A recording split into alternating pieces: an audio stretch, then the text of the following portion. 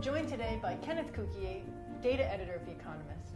Ken, huge opportunities with data, big data, but also huge risks and responsibilities. Let's talk about both. First, opportunity. Well, there's a lot to play for. We've always had data in the past. We have a lot more of it now. I mean, we've always had information. Well, that's quite right, but we were never able to use it in the ways that we are able to use it to turn it into new forms of economic value. Companies are finding that one of the most valuable assets on their balance sheet is their data, if they use it in new ways to create new sources of value, optimizing what they're already doing, or creating whole new products and services. Like what? Well, one example would be Google.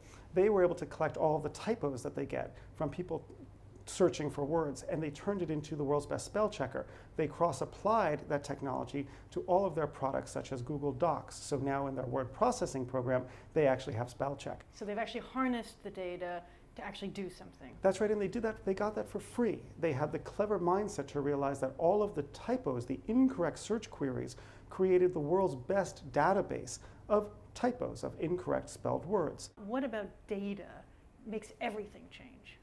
Because never before were we able to actually monitor the traces of how things in the world work.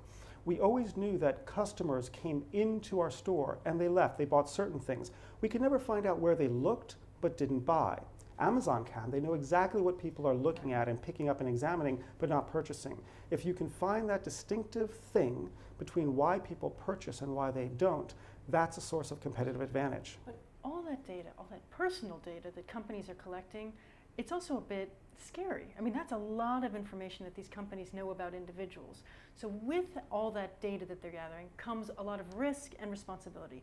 What are the 5 things that companies need to think about in terms of the risks associated with that? The first one is who owns the data. It's going to be critical. Is it the customer or is it you as a business?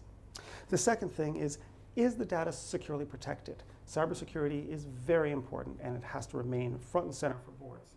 And the onus is on the company for that? Well, the onus should be on the company, but it should also be on the government.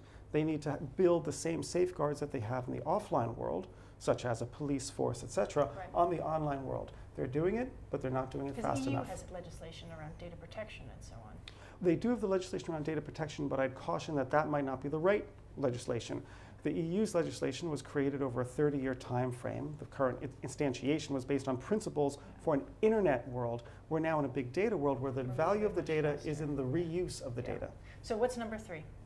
Is the reuse of the data legal? It's determined by a regime called notice and consent.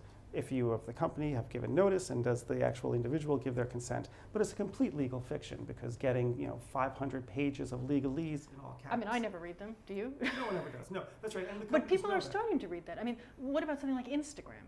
You know, the objection that people had to all of a sudden they read through and they realized they were giving away permission for a thing that they just. But in the past we used to sign up to that no problem. But Instagram, Facebook.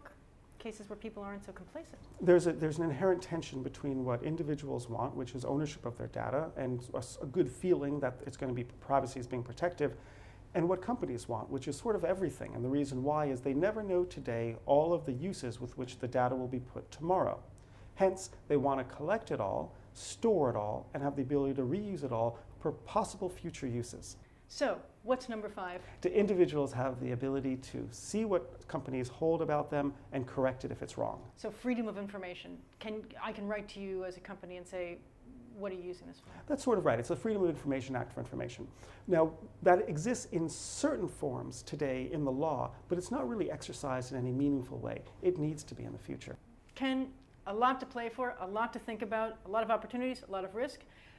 It's all in your new book, I think, Big Data. I look forward to reading it and learning more. Thanks, Thanks Lucy. very much. Thank you.